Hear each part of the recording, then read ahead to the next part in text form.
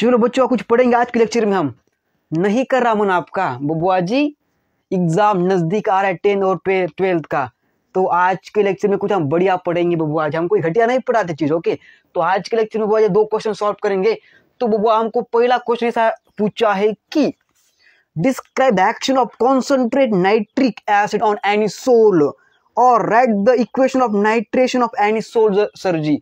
तर बघा आपला एनिसोल तर नायट्रेशन रिएक्शन करायची और सर आपला एनिसोल मध्ये नायट्रिक ऍसिड ऍड करायचंय आणि सर कोणतं कंपाऊंड प्रिपेअर केलं जातं हे सर बघायचंय। सर क्वेश्चन आपला असा विचारला की एनिसोलची रिएक्शन सर आपला करायची कॉन्सन्ट्रेट नायट्रिक ऍसिड सोबत। तर चला सुरू करूया। तर बघा एनिसोल काय सर एका प्रकारचा ऑर्गॅनिक कंपाऊंड आहे, ओके। एका प्रकारचा एरोमॅटिक हायड्रोकार्बन कंपाऊंड आहे। तर लिहा सर स्ट्रक्चर एनिसोलचं, लिहूया सर त्या बोर्ड आपण। तर बघा बेंझिन रिंग असतात जेव्हा O आणि CH3 ग्रुप अटॅच होतो का सर, याला सर आपण एनिसोल असं म्हणतो सर जी। एक सर खूप महत्त्वाचं सर सांगतो तुम्हाला, 10वीचा आणि सर 12 पेपर खूप जवळ येत आहे, तर अभ्यास सर करा। हे बोर्डचा जे पेपर आहे सर आपल्या बोर्डचा हा सर क्वेश्चन 12th जे आहे आपला केमिस्ट्री चॅप्टर 2 किंवा आपला म्हणून आपण त्याला जे आपलं सब 2 आहे का सर, म्हणजे आपला पार्ट 2, तर त्यामध्ये खूप महत्त्वाचा क्वेश्चन आहे सर। बोर्ड पेपरला 2 मार्काला क्वेश्चन विचारला जाऊ शकतो, तर खूप लक्ष देऊन ऐका किंवा व्हिडिओ पहा आपला, ओके।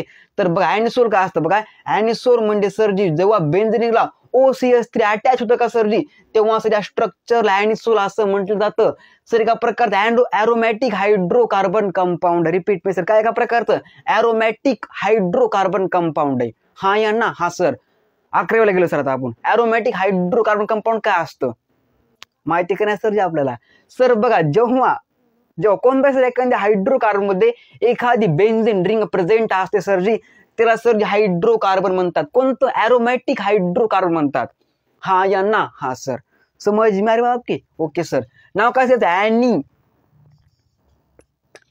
एनिसोल, नाव काय असं एनिसोल। एनिसोल प्लस काय कॉन्सन्ट्रेट नायट्रिक ऍसिड आपल्याला दिले सर, काय concentrate HNO3 in the presence of काय सर बघा, in the presence of concentrate sulphuric acid. काय रे presence of concentrate H2SO4 sulphuric acid. काय मिळतं आपल्या इथं, आपल्याला इथं मिळतं बघा काय, याचं नाव काय असतं बघा सर, या केमिकलचं नाव असतं OCH3। खाली सर काय बघा, कोणती पोझिशन आहे सर, ही ऑर्थो, ही मेटा, ही प्यार आहे सर जी। आपण लिहितो NO2 सर जी, यस और नो। या केमिकल नाव काय असं एनिसोल। या सर याचं नाव काय, ह्याचं नाव आहे बघा लुकास रिएजंट। काय नाव असायचं, लुकास रिएजंट, ओके, रिएजंट,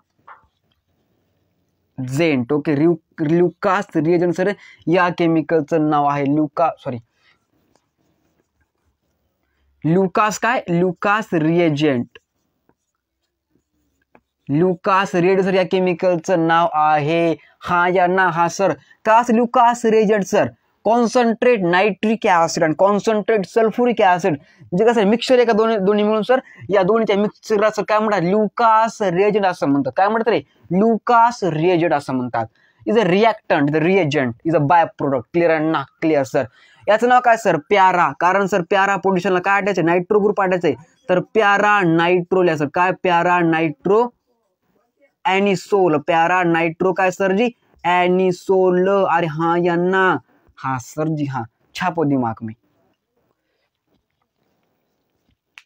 क्या किया हमने यहाँ पे, हम क्वेश्चन क्या पूछा था, हमको पूछा था कि describe the action of concentrate nitric acid on anisole.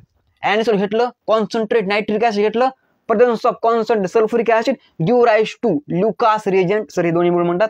आणि गिव्ह राईज टू काय म्हणतात आपला NO2 कुठं अटले सर, पॅरा पोझिशन अटॅच आहे इथं, याला ऑल्सो काय म्हणतात 4 नायट्रो एनिसोल, ओके। और ना सर, तर काय लिहिलं आपण तर NO2 OCH3 प्यारा नायट्रो एनिसोल, और ना, छापो दिमाग में।